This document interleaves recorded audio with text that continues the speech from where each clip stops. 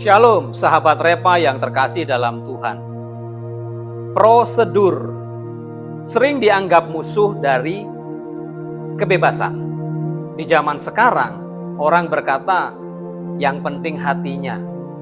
Tuhan lihat hatinya.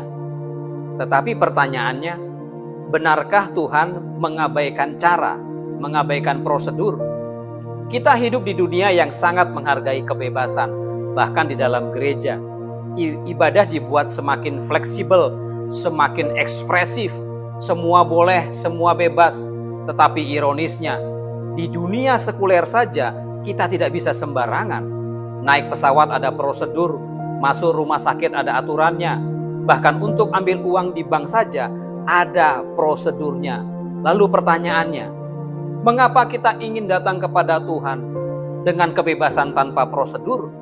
Hari ini kita belajar dari kitab 1 Tawarik 15 ayat 1 sampai 29 tentang satu momen besar ketika tabut Tuhan dipindahkan ke Yerusalem. Ini bukan sekedar acara rohani, ini adalah pelajaran tentang satu hal penting. Hadirat Tuhan itu kudus dan kekudusannya selalu punya prosedur, tata cara. Sahabat, bagian ini tidak berdiri sendiri. Ini adalah kelanjutan dari kegagalan sebelumnya.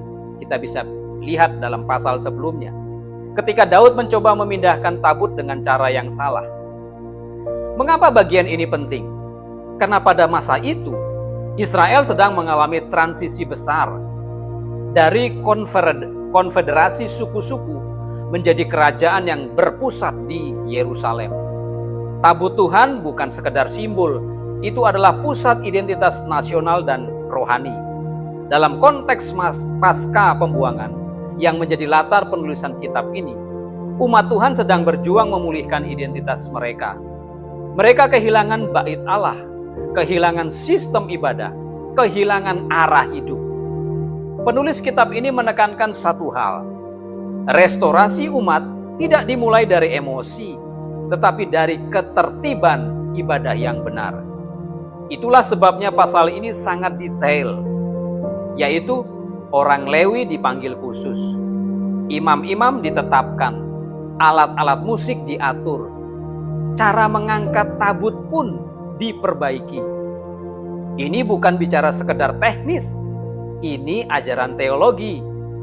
Pesannya jelas, Tuhan tidak berubah, standarnya tidak berubah, dan umat harus menyesuaikan diri dengan standar Tuhan, dengan cara Tuhan, dengan prosedur Tuhan.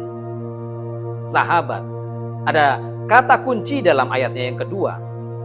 Dikatakan bahwa tidak seorang pun boleh mengangkat tabut Allah selain orang Lewi. Kata boleh di sini dalam bahasa aslinya menunjukkan otoritas ilahi, bukan sekedar saran, tetapi ketetapan yang mengikat.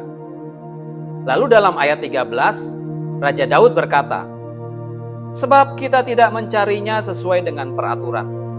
Kata peraturan mengandung makna tatanan hukum ilahi yang spesifik dan tidak bisa dinegosiasikan.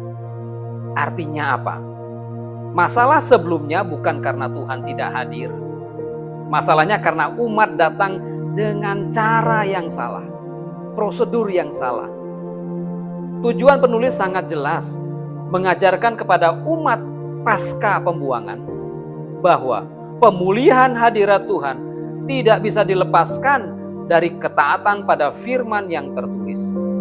Dengan kata lain, spiritualitas tanpa ketaatan adalah ilusi.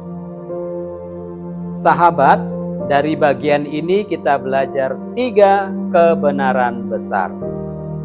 Pertama, hadirat Tuhan itu kudus, bukan sembarangan. Tabut Tuhan bukan benda biasa, itu melambangkan tahta Allah. Hari ini banyak orang berkata, yang penting tulus. Tetapi Alkitab berkata, ketulusan tanpa kebenaran tetap berbahaya. Tuhan bukan sekedar dekat, Tuhan kudus. Yang kedua, hadirat Tuhan mengikuti ketertiban ilahi. Ketika Daud memperbaiki prosedur atau tata cara, apa yang terjadi? Tidak ada lagi kematian. Yang ada adalah sukacita, musik-musik, tarian-tarian, dan penyembahan. Artinya apa? Sukacita sejati lahir dari ketaatan, bukan kebebasan tanpa batas. Yang ketiga, hadirat Tuhan dipulihkan lewat pertobatan dan koreksi. Daud tidak keras kepala. Dia belajar, dia berubah. Ini penting sahabat, bahwa pemimpin rohani yang benar bukan yang tidak pernah salah, tetapi yang mau dikoreksi. Dan saat prosedur diperbaiki, hadirat Tuhan kembali nyata dirasakan. Sahabat yang dikasihi Tuhan, hari ini kita belajar satu pesan yang sederhana tetapi cukup mendalam, bahwa hadirat Tuhan memang penuh kasih, tetapi tidak pernah tanpa standar. Tuhan Yesus sendiri berkata dalam Injil Yohanes 14 ayat 15, dikatakan, Jikalau kamu mengasihi aku, kamu akan menuruti perintahku. Kasih tanpa ketaatan itu kosong. Ibadah tanpa kebenaran itu rapuh. Yang bisa kita lakukan hari ini, evaluasi ibadah kita. Apakah hanya emosional atau sudah alkitabiah? Evaluasi hidup kita. Apakah kita mencari Tuhan dengan cara kita atau dengan caranya Tuhan? Evaluasi gereja kita. Apakah kita mengejar hadirat atau hanya mengejar suasana? Pesan kunci bagi kita semua, kalau kita mau hadirat Tuhan nyata, kita harus kembali kepada cara, prosedur Tuhan. Mari kita berdoa. Tuhan yang kudus, kami datang dengan kerendahan hati. Ampuni kami, jika selama ini kami mencari Engkau dengan cara kami sendiri. Kami ingin hadirat-Mu, tetapi sering mengabaikan kebenaran-Mu. Hari ini kami belajar Tuhan, bahwa Engkau bukan hanya Allah yang dekat, tetapi juga Allah yang kudus. Ajarlah kami untuk menghormati Engkau dalam ibadah kami, dalam pelayanan kami, dalam hidup kami. Bentuk hati kami untuk taat, bukan hanya bersemangat. Pulihkan gereja-Mu ya Tuhan, bukan hanya dengan sukacita, tetapi dengan kekudusan. Dan biarlah hadirat-Mu nyata di tengah kami, karena kami berjalan sesuai dengan kehendak-Mu. Di dalam nama Tuhan Yesus Kristus kami berdoa.